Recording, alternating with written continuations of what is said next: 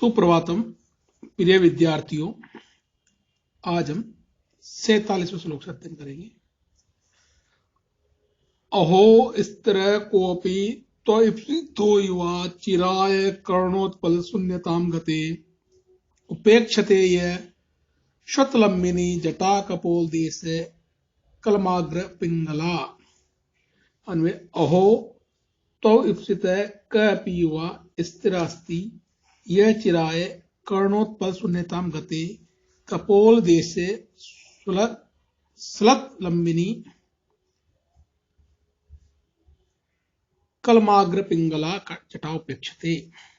शब्द अहो आश्रय त्व तुम्हारा इप्सित या मन चाहा युवक कोई भी स्थिर कठोर है, यह जो कि चिराय बहुत समय से कर्णोत्पल शून्यता मध्य कर्ण कमलों से शून्यता को प्राप्त हुए कपोलों पर श्लत लंबिनी खुली हुई लटकने वाली कलमाग्र पिंगला धान की बालों के नोक के समान पीली जटाओं की उपेक्षा कर रहा है।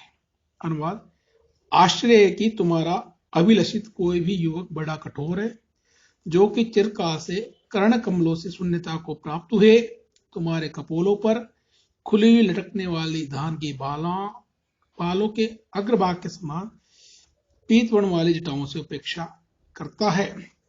भावार्थ पति प्राप्ति के लिए ही भगवती तप कर रही है। ऐसा निश्चय सा करके ब्रह्मचारी पुनः कहता है कि यह बड़े आश्चर्य की बात है कि तुम्हारे द्वारा अभिलषित कोई भी युवक वह कौन है, ये तो मैं नहीं जानता, पर जो कोई भी हो बड़ा ही कठोर है, क्योंकि वह तुम्हारे उन कपोलों पर जो कि चिरकाल से कर्ण कमलों से रहित है, खुली लटकने वाली तथा धान की बालों के अग्रभाग के समान पीली इन तुम्हारी जटाओं की अभ्युपेक्षा कर रहा है। तुम्हें इस प्रकार की दशा देखकर भी जो युवक व्यथित नहीं हुआ, उसे वज्र हृदय ही समझना चाहिए। मुनि व्रत त्वाम अति आत्रकार्षताम दिवाकरा प्लुष्ट विभूषणास्पदाम शशांक लेखा पश्यतो दिवा सचेत कश्य मनो न भूयते। अन्वय मुनि व्रतई अतिमात्कर्षिताम दिवाकरा पुलुष्ट विभूषणास्पदाम दिवा शशांक लेखा इव त्वाम पश्यत कश्य सचेत मन न भूयते। मुनि व्रतई मुनियों जैसे तप नियमों से अतिमात्कर्षिता अत्यंत कृषिभूत दिवाकरा पुरुष विभूषणास्पदा सूर्य से जिनके आभूषण पहनने के स्थान अर्थात शरीर अवयव झुलस गए, इस प्रकार की अतएव दिवा दिन में शशांक लेखा में चंद्रकला के समान तो हम तुमको पश्चात देखते हुए कश्य सचेत से किस हृदय जन का मन न हुए थे चित्त न व्यथित होगा। अनुवाद मुनियों जैसे तपो नियमों से अत्यंत कृषिभूत तथा सूर्य से जिसके विभूषण पहनने के स्थान झुलस गए हैं, अर्थात उष्ण वायु एवं कड़ी धूप के लगने से अति कोमल होने से जो कि श्यामवर्ण हो गए हैं, इस प्रकार की अतएव दिन में चंद्रकला के समान कृष्ण एवं कांताहीन तुमको देखते हुए किस हृदय जन का मन दुखी न होगा, अर्थात सभी सचेतन प्राणी दुख का अनुभव करेंगे। ब्रह्मचारी कहता है कि मुनियों जैसे कठोर तपो नियमों से तुम अत्यंत दुबली हो गई हो, अर्थात वे सब शरीर अवयव जिन पर तुम कभी आभूषण पहनती थी सूर्य से संतप्त होकर झुलस गए हैं, अर्थात चिरकाल तक उष्ण वायु एवं कड़ी धूप लगने से और अंगों के अति कोमल होने से वे अंग श्यामल पड़ गए हैं।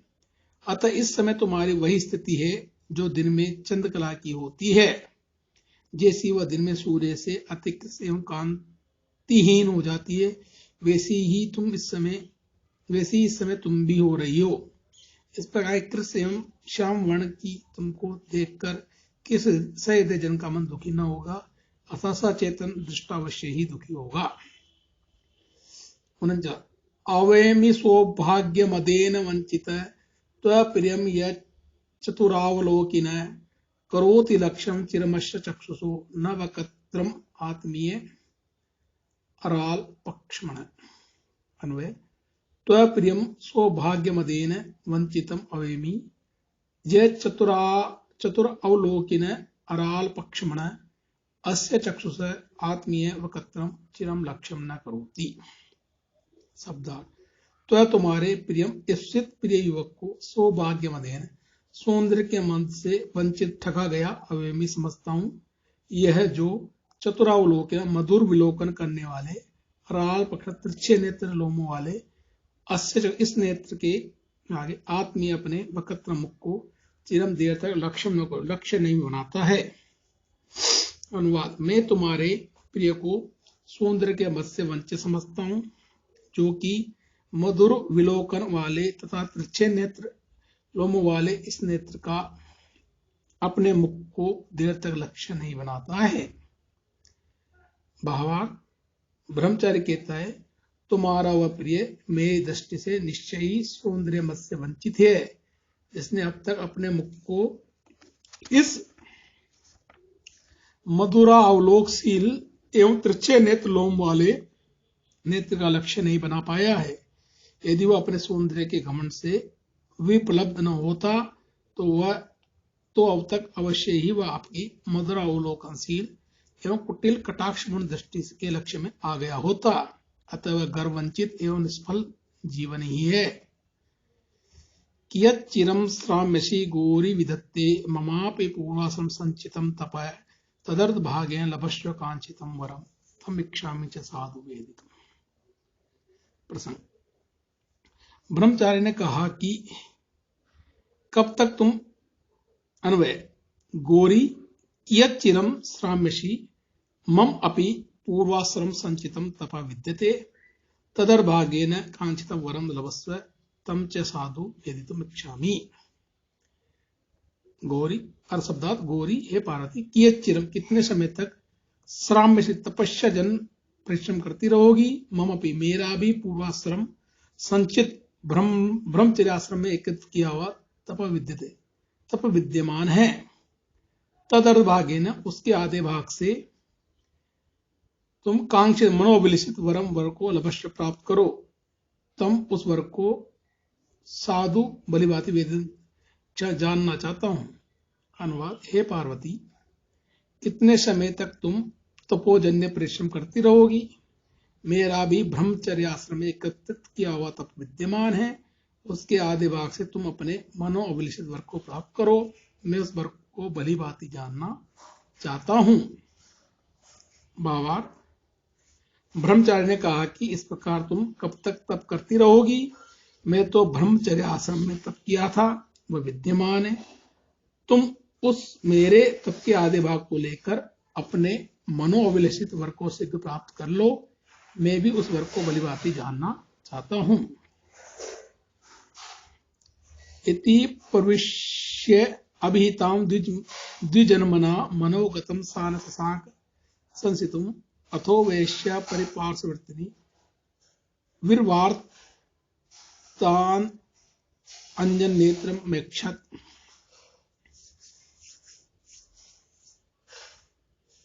अन्वय इति द्विजन्मना प्रविश्य अभिहिता सा मनोगतम संसितुम न शशाक अथ परिपार्श्ववर्तिनी वैश्याम विवर्तितान अंजन नेत्रम एक्षत। शब्दार्थ इति इस प्रकार द्विजन्मना ब्राह्मण द्वारा प्रविश्य अंतर्हृदय में प्रवेश कर अभिता कही गई सा वह देवी पार्वती मनोगतम हृदय स्थित वर्ग को संसितुम नशाक नहीं बता सकी, अथो तब उसने परिपार्वत पास में स्थित वैश्याम सखी को विवर्तितान अंजन तिरछे या विशेष प्रकार से चालित और कज्जल रहित नेत्र पूर्वक एक क्षत देखा। अनुवाद इस प्रकार ब्राह्मण के द्वारा हृदय में प्रवेश करके कही गई भी वह देवी पार्वती अपने हृदय स्थित वर्ग को न बता सकी, तब उसने अपने पास में स्थित सखी को विशेष प्रकार से चालित एवं व्रतवश कज्जल रहित नेत्र पूर्वक देखा। भावार्थ इस प्रकार उस ब्राह्मण ने यद्यपि पार्वती के हृदय स्थित रहस्य को जानने के लिए उसके अंतःस्थल में विश्वस्त पुरुष के समान प्रवेश करके कहा था, तथापि वह लज्जावश अपने मनोगत अभिप्राय को उसे न बता सकी। तब उसने अपनी समीप स्थित सखी को विषय प्रकाश संचालित एवं तपोव्रत प्रसाद कज्जर रहित नेत्र पूर्वक देखा, और इस प्रकार देखने से मानो उसके नेत्रों के संकेत से उत्तर दिलवा दिया था। सखी तदिया तम उवाच वर्णिन निबोध साधो त्वचेत कुतूहलम् इदर्थम अम्भोजम इव उष्णवारणम कृतम तपः साधनम एतया। अन्वय तदिया सखी तम वर्णिन उवाच साधो त्वकुतूहलम चेत निबोध इदर्थम एतया अम्भोजम उष्णवारणम इव वपु तपः साधनम कृतम। शब्दार्थ तदिया से उस पार्वती की सखी ने तम उस ब्रह्मचारी से उवाच कहा, साधु भद्र पुरुष त्वकुतूहलम चेत, यदि आपको सुनने की उत्सुकता है तो निबोध जानिए।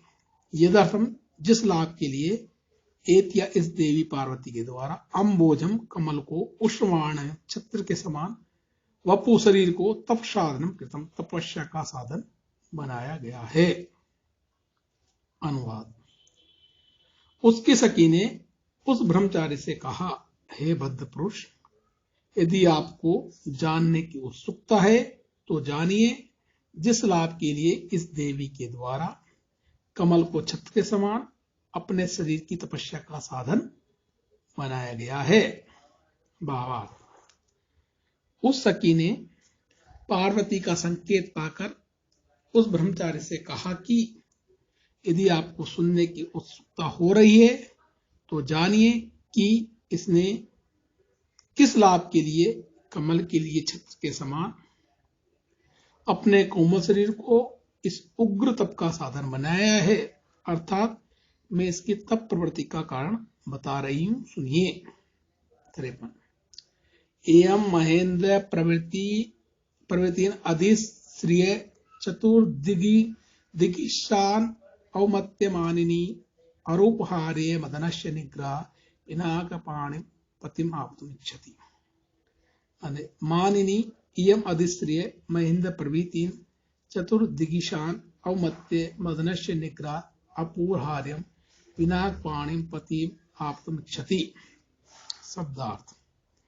मानिनी मानवती, इयम यह पार्वती, अधिश्रिय अत्यधिक ऐश्वर्यशाली, महेंद्र प्रवृत्ति इंद्रादि चतुर्दिशी शान चारों दिशाओं के स्वामी हो, इंद्र वरुण यम कुबेर को औमत्य उपेक्षित करके मदनस्य निग्रह कामदेव के दग्ध कर देने से अरूपहार्यम सौंदर्य से आकृष्ट न होने वाले पिनाक शिव जी को पतिम आप्तुम पति बनाना इच्छति चाहती है।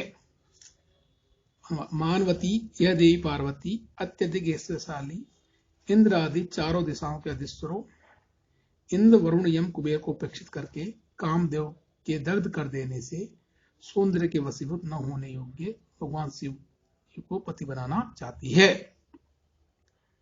बाबा पार्वती जी की सखी ने उस ब्रह्मचारी से देवी की तप प्रवृत्ति का कारण बतलाते हुए कहा कि माननी यह देवी पार्वती अत्यधिक ऐश्वर्यशाली भी इंद्रादि चतुर्दिक पालों को उपेक्षित करके उस भगवान शिव को पति बनाना चाहती है, जो कामदेव के निग्रह से सौंदर्य के वशीभूत होने योग्य नहीं है। अतएव देवी अब उन्हें तपस्या के द्वारा वशवर्ती बनाने का प्रयास कर रही है। इनकी तप प्रवृत्ति का यही कारण है। असह्यों का निवर्तित पुरारिम अप्राप्त सुखम शिली मुख इमाम मृदि व्यायत पातम अक्षिणो द्विषेण मूर्तेरपि पुष्पधन। पुरा असह्यों का निवर्तित पुरारिम अप्राप्त मुख विषेण मूर्ते अपि पुष्पधन शिली मुखम इमाम हृदि व्यायत पातम अक्षिणो। शब्दार्थ। पुरा पहले कभी असह्य ओंकार निवर्तित है, असहनीय रौद्र ओंकार से लौटाया गया, अतः पुरारे अप्राप्त मुख है। शिव जी तक जिसका अग्रभाग नहीं पहुंच सका था, ऐसा विशीर्ण मूर्त नष्ट शरीर वाले भी पुष्ट कामदेव के सीली मुख बाण ने इमाम इस पार्वती को हृदय में व्यायित पात्र अति तीव्र प्रहार पूर्वक अक्षण वर्णित कर दिया है। अनुवाद। पहले कभी असहनीय रौद्र हुंकार से लौटाया गया, अतएव शिव जी तक जिसका अग्रभाग नहीं पहुंच सका था, ऐसे नष्ट शरीर वाले भी कामदेव के बाण ने इस देवी को हृदय से अति तीव्र प्रहार पूर्वक वर्णित कर दिया है। भावार्थ। पहले कभी नष्ट शरीर वाले भी कामदेव ने शिव जी को लक्ष्य करके अपने जिस बाण को छोड़ा था, उसे शिव जी ने अपनी रौद्र से ही लौटा दिया था। अतः उस बाण का अग्रभाग भी शिव जी तक नहीं पहुंच सका था। उसी पराभूत हुए बाण ने अब इस देवी को हृदय में अति तीव्र प्रहार से वर्णित किया है। इति